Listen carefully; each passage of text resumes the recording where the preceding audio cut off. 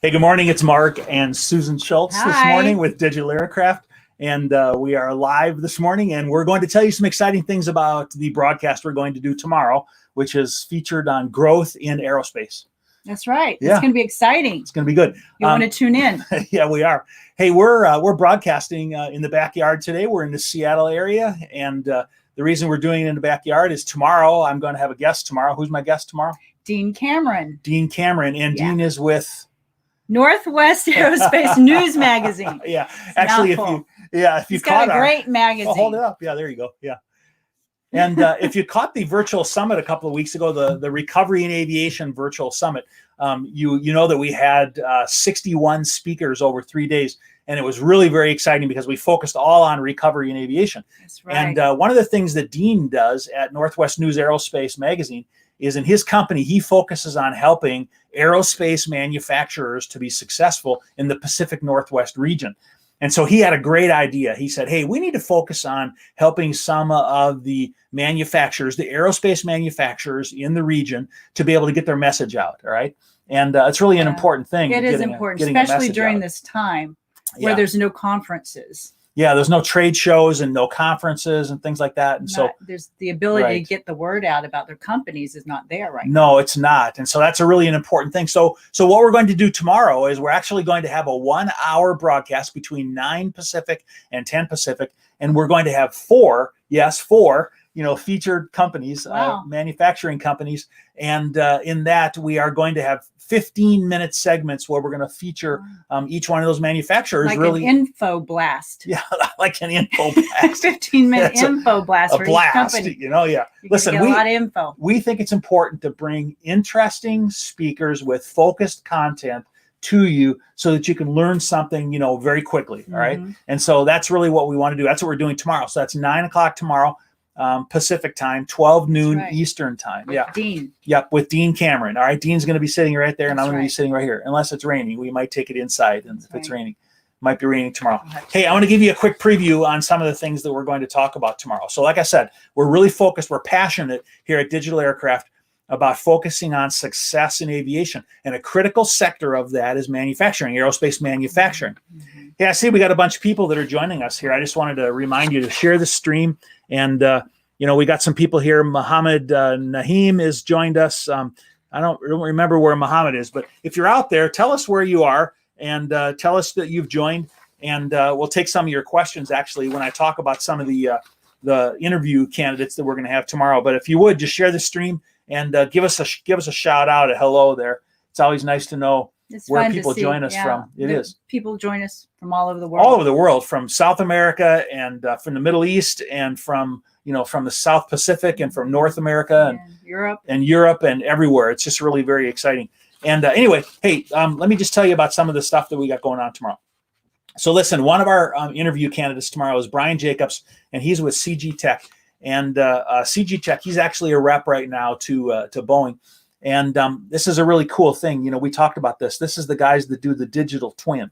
All right. Okay. The digital twin technology. Yeah. Right. Yeah. Did you want to kind of go over that a little? Yeah, a little bit what that is. And it's really pretty amazing. It's new to me. Well, digital twins are what they really do is they do software simulation for like CNC manufacturing for manufacturers. Yeah, we've got a lot of people that have jumped in here and told us they're online. Actually got Dean online. Dean has joined us. Dean. Hey, Dean. We're going to see you tomorrow. You're going to have to be with us here tomorrow. And we have Richard from Guyana, and we have Los Angeles. So we have Marcie Simpson, who's actually going to be on the program tomorrow. Oh, awesome. Yep. And let's see. We have Pakistan. We also have Pakistan. So you see, we have people join us from all over the place. It's just so cool. The world has shrunk. In the digital age, it's amazing on how we can have people just join us from all around the world, so quickly and so easily. But anyway, so back to the digital twin thing for a minute. Listen, you all may have heard about digital twins, but I want to make sure that you understand what that is. Digital twins is really creating a digital representation of some kind of a process or of a product. And in this particular case, what they're doing is they're focusing on manufacturing processes. Okay. And, we talked about this is that when they're doing big, expensive machining processes, all right, it's a good thing to be able to simulate that before they actually implement it. All right. You know, because materials are so expensive. They are expensive. And, you know, your dad says measure twice, cut once. Yeah. So, you know, my dad lives here nearby us, about 30 minutes away. He's 92 years old. And I've recently shared some of his woodworking that he's done, but all his life, he has written on his workbench, measure twice, cut once. So it'd be really expensive if you made a mistake. So right. Simulation would be really important. Simulating is really a great idea. And so we're going to share some ideas on some innovations and what they're doing to be able to simulate manufacturing, machining, and to be able to demonstrate that prior to actually executing. My brother is in the measurement business. He actually works for Faro Technologies, and they do metrology, and they do measuring lasers and scanning and things like that. And he tells me all the time about manufacturing and machining errors, and they're checking things to see if it's intolerance. Anyway, so it's really super expensive when errors are made. Right. It really is. And so anyway, get ahead of that. Yeah, Bryan is going to come and tell us a little bit about what they do in providing this kind of simulation capability. Next, we have Molly Bridger, who's going to join us, and she's with Simona America. And what they do, which is really interesting, is they have thermoformed plastics. Okay. Thermoformed, heat-formed plastics. Now, you're an engineer, right? Okay. Yes. You're trained. I worked with material sciences back in the day. Tell me what material sciences is. It's just well, I worked with biomaterials. Okay. Materials that are used in science in different applications in engineering and technology. What we did was bioglass, which was glass that actually bonded with bone. Oh wow! Well, yeah. I don't think they're doing that, but they do aircraft parts. Like they do aircraft formed parts, thermoformed parts in the aircraft. And they're going to talk about a really exciting announcement tomorrow about a particular product. I don't think they want me to talk about it today. It would spoil it, but a product that they have which meets some of the health demands and concerns, out there today. All right. Wow. And so I think that's really interesting, but they're doing thermoformed plastics. They're going to be our second segment, tomorrow. And that's Molly Bridger. Yeah. Oh, awesome. Exactly. And then we have Paul Van Metre, and Paul is with a company called ProShop ERP. And they actually do ERP systems, but what they focus on is execution. Okay. And so, those. Can you tell me what ERP is? Yeah. Enterprise resource planning is what it is. And an ERP system is a system which the business uses to basically manage their business. All right. Is to manage materials and finance and logistics and shop builds and requirements and standards and things like that. Okay. A sophisticated project plan, maybe? Well, the part that they're focusing on, that's exactly it, is the execution part. All right. Now, when it comes time to execute in a shop, all right, there's a lot of money that can be made and saved in optimizing the timing of everything coming together. It's a little bit like the things that the automotive and everybody did for just-in-time inventory many years ago, but now we're talking about just-in-time everything. Okay, people, training, materials, processes, labor, skills, all that coming together, and organization and effectiveness. Yeah, to create effectiveness. There's a huge amount of ROI. A lot of ROI that can really come from that. Right. Exactly. And Paul and their company focus on that. Hey, we've had so many people that have joined us. Let me just see if there's any questions here or anything yet. But we got people that have just joined from everywhere. Nobody's asking any questions. They're just saying hi to us, so far. Hi. But hey, glad to have y'all here. Exactly. I keep hearing the hummingbirds over us. We have them clicking. We have a hummingbird feeder. Yeah, I don't know if they can see it. It's hanging down in between us. And they keep coming. I keep hearing them buzzing over our heads like airplanes overhead. And then not to be last, I saw Marcie was on the broadcast watching, so I want to give a shout out to Marcie Simpson. And Marcie's going to be joining us tomorrow.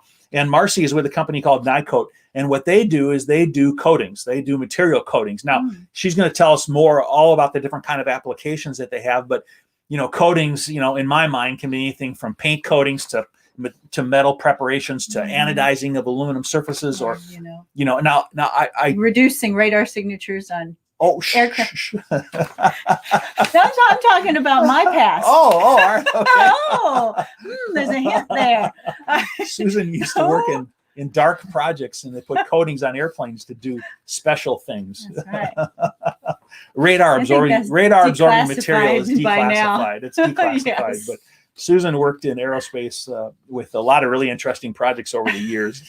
So yeah, really very much so. Anyway, we're going to find out more about what Nycoat does and a little bit more interesting, information about coatings and innovative things and what they're doing out there.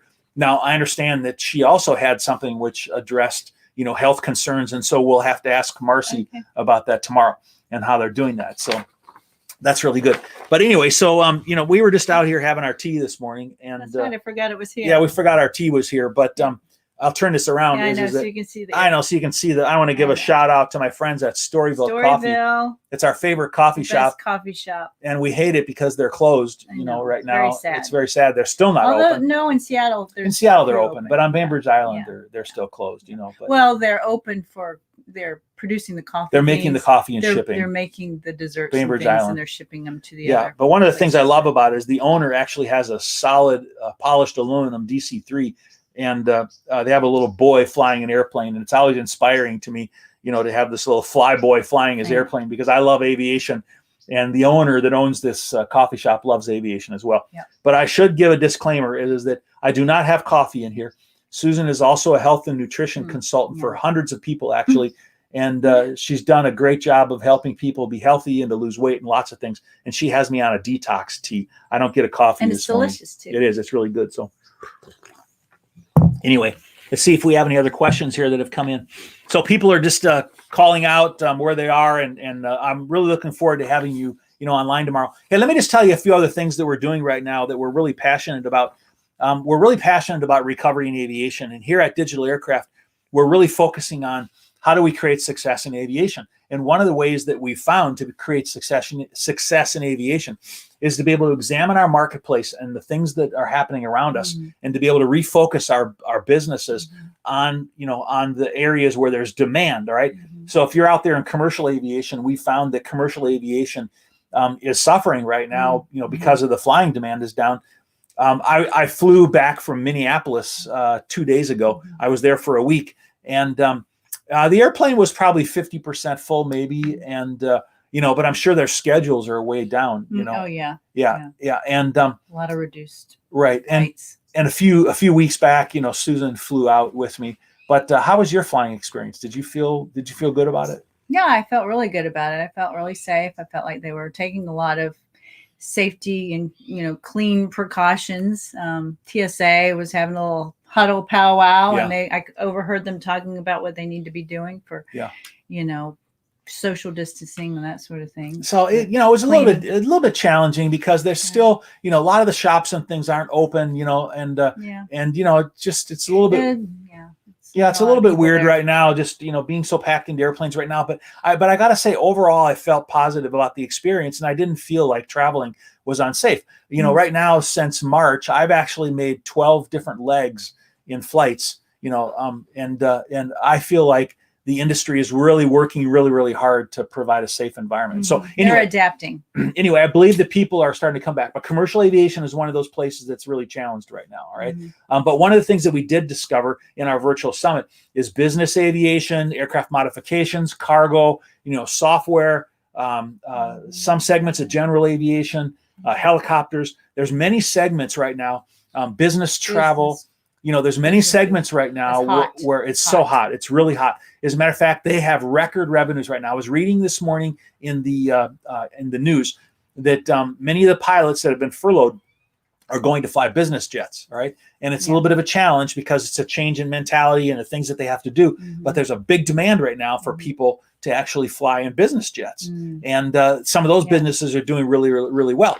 And so if you're out there watching, and if you're thinking about places that you should be focusing on, all right, you need to look around and take a look at what's hot and what's growing and where the money's being made, and refocus your business. If you can, not everybody can, but refocus your business on those segments that are making money. All right. And another thing to pivot. Yeah, to pivot. Yeah. Another thing which I want to give credit to people where this is due, but I was talking to a drone manufacturer, Klaus Sonnenleiter, and he's with Luftronics, and he was explaining to me his stratification of the industry right now, right? And that he said he's seeing 3 different kinds of people that are out there right now, all right? And who are those? Well, he's saying that those out there right now that have looked at the industry and they've recognized that there's a problem and that there's, that they have to shift, they have to make a change, and they make a change. All right. And they're changing their business, both their strategy and their model and their employees and things, to adapt to what's happening around us, today. All right. And then there's a second grouping of people which maybe can't so easily adapt. And what they're doing is they're contracting some. All right. And they're pulling back. They're making some changes, but they're having to basically downsize or make some changes in their business. And they're maybe not growing right now because they have to kind of wait. And the third one is really the people who have enough cash that they're just sort of sitting there and they're moving forward. I personally believe that business model is a model for failure, because if you have so much money that you can just spend it and wait around for things to change, I think you should be spending it somewhere else, to tell you the truth. All right. But get ahead of it, be proactive. Get ahead of it, be proactive, But I think that the segment that we should be focusing on is we should be focusing on the ones that are saying, how do I adapt my business to what's happening around me? Looking to where the revenues are, how's the market changed, and then addressing the needs within that market. All right. Now, digital is one of those. All right. We all know that digital has just expanded dramatically. All right. Okay. Who knows about Zoom today? All right. Well, everybody in the world knows about Zoom, because people went from not using it to using it significantly and heavily overnight. All right. Schools and everybody. But in aviation, if we look at it, there was a heavy demand. And that's why at DigitalAircraft that we were focusing on how do we help businesses to implement digital. All right. Because the aviation industry has been so far behind. Oh, yeah. Right? It's we need to get them in the 21st century. Absolutely. Absolutely. Get rid of the paper. Get rid of paper. Anyway, and so that's one of the things that we're doing at DigitalAircraft is we're helping people to be able to move forward in doing that. All right. So we're connecting businesses, we're holding virtual summits, we're actually helping businesses to grow at this point in time. We're looking at where the value comes from digital, in execution and in areas that are growing, like in business, and how can they optimize parts and logistics, and how can we help people that are growing in the area of modifications. And so all of that really are areas that are business opportunities for people that are watching out there today. All right. Anyway, let's go back for a minute to the growth in aerospace. This was Dean Cameron's idea. He's going to be with us tomorrow. And in the growth in aerospace spot, we're going to be featuring, Dean and I are going to be featuring businesses and in manufacturing and aerospace manufacturing, specifically in the Pacific Northwest, and the things that they're doing and how they're creating innovation and success and in these times. Susan, as you said, there's no venue maybe to get their word out, no trade shows and things like that. No, this is going to be it. Right. So we're giving people an opportunity to be able to communicate about the new things that they're doing, the products that they're having, and eventually doing some demonstrations. And we're even talking about in the springtime doing a trade show, for the manufacturers, so that they can actually do targeted demonstrations, out there. Yeah. I don't know. I don't think virtual and digital is going to go away. It's absolutely not. It's going to grow dramatically, very much so. Listen, people are changing in these times, and we need to learn how to adapt and how to change in these times. Susan does a lot of online video broadcasts and things, and you've been focusing on learning how to do a better job at doing that, right? Haven't you? Yeah, I have. It's just kind of doing it and just learning as you go. Yeah, jumping and making it happen. better as you do. But you've also been watching some people that are doing a good job and trying to learn from them, kind of model, and getting some tips and tricks from them, and And one of the things that we try to do when we work with people, when we do broadcasts, is I'll get online with them, in advance. We do a practice session, just so they can polish their message, because I believe that having a focused message is an important part of doing our broadcast. So when we do our broadcast tomorrow, there'll be 4 15-minute focused broadcasts tomorrow on growth in aerospace. And it's at 9:00. It's running across the ticker on the bottom there of the page. 9:00 Pacific, 12 noon Eastern time. Join us, and you'll find out some interesting things about digital twins, about thermoformed plastics, about execution in the manufacturing business, and about coatings. Those are the 4 main things that we're going to focus on tomorrow. And Dean, who's with Northwest Aerospace News Magazine, does a great job. You really got a cool thing. He tells me that one of the things that people like the most are the full page posters, in these in this magazine. And here's one of Alaska Airlines, actually, that comes in here. He's got a really great publication. And if you're not signed up for it, you should go sign up for the Northwest News Aerospace I magazine. think he recently got an award. We'll have to have him tell us about that tomorrow because I don't know what that is. He did. He got an award for something. So I should have been more informed about the guest, coming tomorrow. So yeah, sorry, Dean. I know you're watching. So yeah, right. Yeah. Anyway, So people want to tune in. And yeah, learn people all about want to tune in tomorrow and learn all about it. All right. Okay. So I think we'll wrap it up for today. Great. All right. We didn't get rained on. We didn't get rained on. Hopefully tomorrow we don't get rained on. Maybe not. And we're looking forward to this broadcast tomorrow because we want to provide you some real value and some good information. And Dean will be here, not me. Dean will be there. Yep, Dean will be there. All right, thanks everybody for joining us today, and I hope that was just a little bit of a preview of what's going to happen tomorrow, and we look forward to seeing you tomorrow. Fair winds and following seas, and I look forward to seeing you tomorrow. Bye. Bye.